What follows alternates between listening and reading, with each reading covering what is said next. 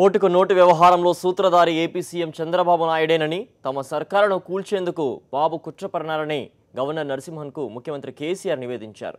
కోట్లాది రూపాయలు కుమ్మరించి దాదాపు 30 మంది ఎమ్మెల్యేలను కొనుగోలు చేసే కుతంత్రాలు జరిగాయని వివరించారు. ఈ మేరకు కీలక ఆధారాలను గవర్నర్కు అందజేశారు.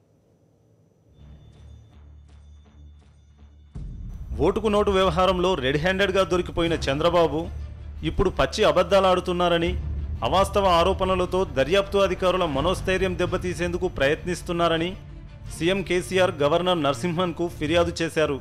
కేసీఆర్ సోమవారం రాజ్భవన్లో గవర్నర్ నరసింహన్తో గంటన్నర పాటు భేటీ అయ్యారు.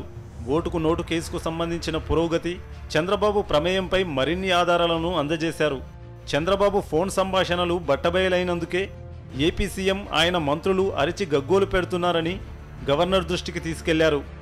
తెలంగాణ ప్రభుత్వం ఫోన్లను ట్యాప్ చేస్తోందంటూ చంద్రబాబు పచ్చి అబద్ధాలాడారని, హైదరాబాద్లో సెక్షన్ 8 అమలు చేయాలంటూ ఢిల్లీకి వెళ్లి వితండవాదనలు చేశారని గవర్నర్కు కేసీఆర్ నివేదించారు. రాజధాని హైదరాబాద్ ప్రశాంతంగా ఉందని, 2 రాష్ట్రాల ప్రజలు అన్నదమ్ముల్లా కలిసిమెలిసి ఉంటున్నారని వివరించారు. లంచం ఇస్తూ టీడీపీ ఎమ్మెల్యే ఏపీ ముఖ్యమంత్రి పట్టుబడితే సెక్షన్ 8తో పనేముందని, అందుకు ఒప్పుకునేది లేదని గవర్నర్తో సీఎం అన్నట్టు సమాచారం.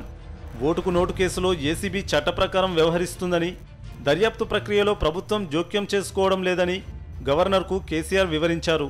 రాజకీయ ఒత్తిళ్లతో పోలీసు అధికారుల మనోస్థైర్యాన్ని దెబ్బతీసి తప్పించుకోవాలని చంద్రబాబు కుట్రపూరితంగా వ్యవహరిస్తున్నారని ఫిర్యాదు చేశారు. తాజాగా సీఎం కేసీఆర్ అందజేసిన ఆధారాలను పరిగణలోకి తీసుకుని పూర్తి వివరాలతో మరో నివేదికను గవర్నర్ కేంద్రానికి నివేదించే అవకాశం ఉంది. జనరల్ డెస్క్, సాక్షి న్యూస్.